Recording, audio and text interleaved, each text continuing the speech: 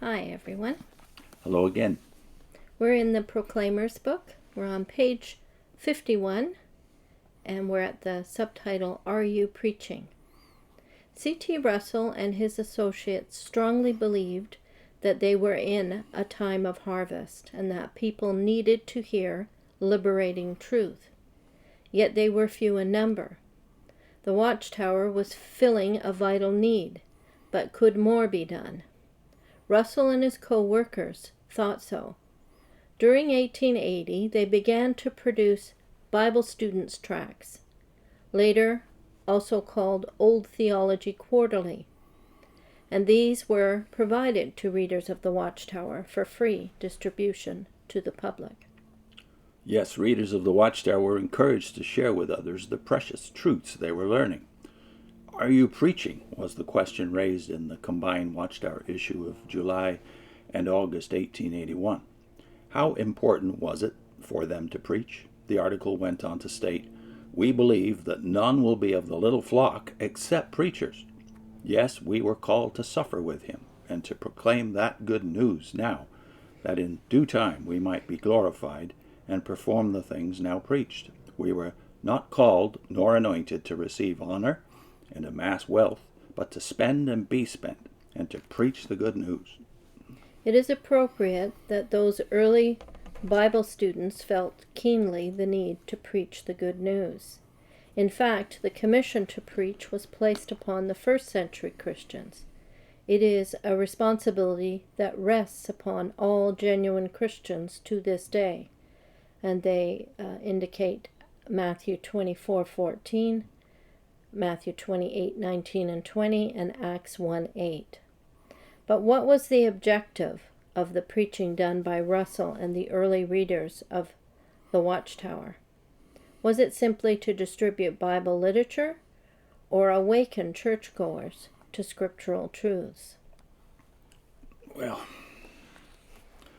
this first sentence, Russell and his associates strongly believed that they were in a time of harvest and that people needed to hear liberating truth. Yeah. What was the liberating truth they were hearing? Well, yeah, I think you get from that first sentence what the problem is. First of all, they believe they are in the time of harvest. And when you read their literature, you know they thought it was going to end in 1914. So it started in 1874 and was to completely be over by 1914. 1914. So this is what they think was going to liberate people. And were they preaching that? Of course they were. Yeah. And so that's what they thought people needed to hear. And they thought they were giving them new truths, really, liberating truths. On the other hand, as they hint in the next sentence, during 1880 they began to produce, among other things, a journal called Old Theology Quarterly, Yeah.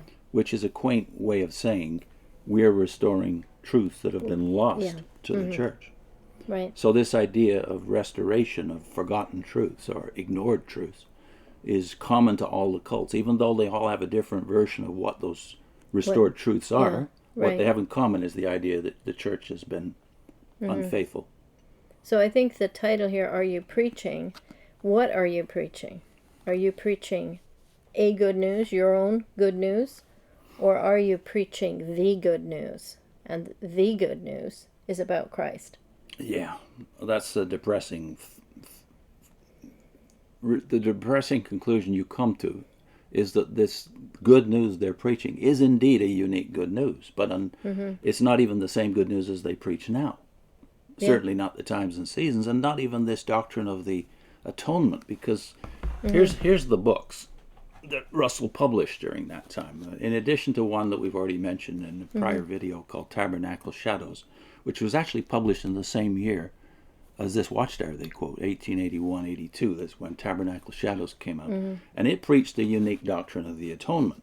But we'll get to that in a second. That when he's coming to the end of his ministry in the period from 1900 to 1916, this becomes a fixation of Russell, the concept of the atonement that is unique to them, which actually he got from Nelson Barber, among others.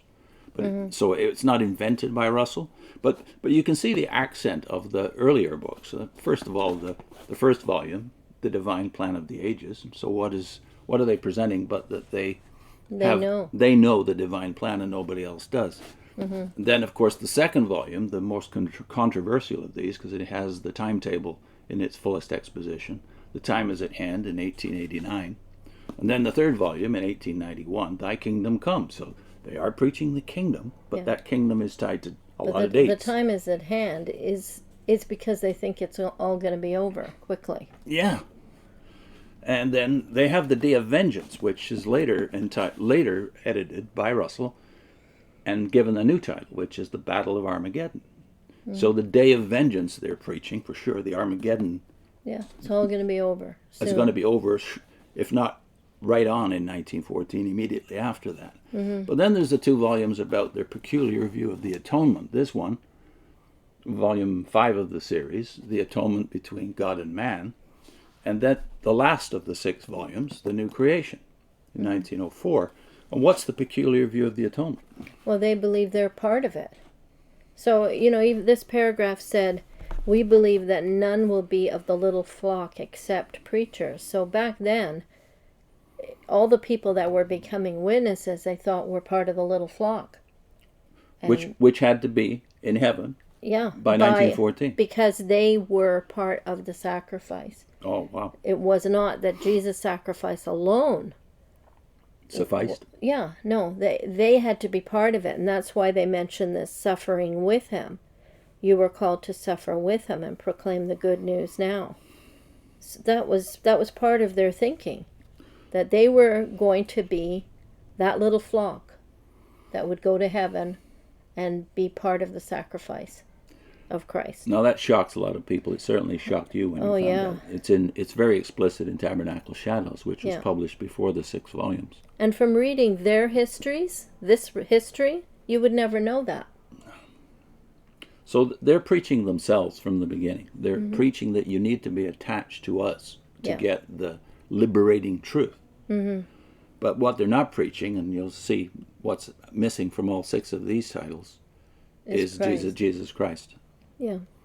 Then the third paragraph, they have this sentence that says, the commission to preach was placed upon the first century Christians, and it is a responsibility that rests upon all genuine Christians to this day.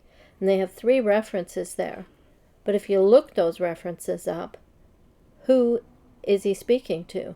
Well, Matthew 24:14, he's talking to 4 of the 12, right? And then in Matthew 28 and Acts 1, he's talking to the 11.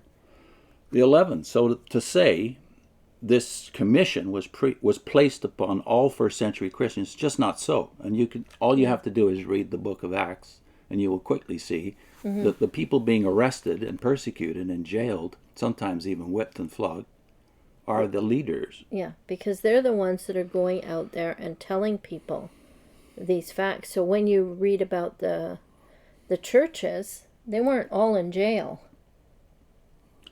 They were visiting those leaders in jail, helping them. So all of this is bogus when you think about it this way. Again, the accent in this entire section, 3 paragraphs, is on, are you preaching? That's the phrase they pick out, right? Yeah. Again, loading the responsibility on you, poor non-little flock, to do the work they say the little flock was called to do. Yeah. So now the little flock doesn't do it so much as everybody else. They send everybody else to do the job. Yeah.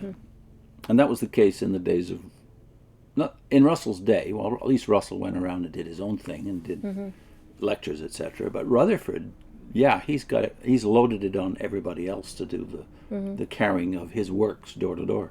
Yeah. He's the one who insists that unless you do this work of carrying his books and the Watchtower door to door, you are not a faithful Christian. Yeah. And that's, of course, caught on, and now it's 4 generations worth of that Rutherfordite teaching. But Russell only sent out colporteurs. He had the same picture as the New Testament, namely that there's only certain people who have the gift and the calling to do this kind of work. They were the ancestors of the modern pioneers, right? Then among the links, we thought the Matthew 24:14, actually Russell does address that, and he tells you who he thinks fulfilled. And that was a bit of a surprise too when I saw that. So how was, He according thought- to Russell, and Rutherford later, Yeah, he thought that that the Bible societies had fulfilled that. before he came along? Yeah, by Yeah. producing Bibles and getting them sent out to the world. Yeah, and he's right that the Bible Yeah. societies had done it for 100 years before Russell's work took off. Yeah, so it's more important to get Bibles in people's hands than anybody's literature, really.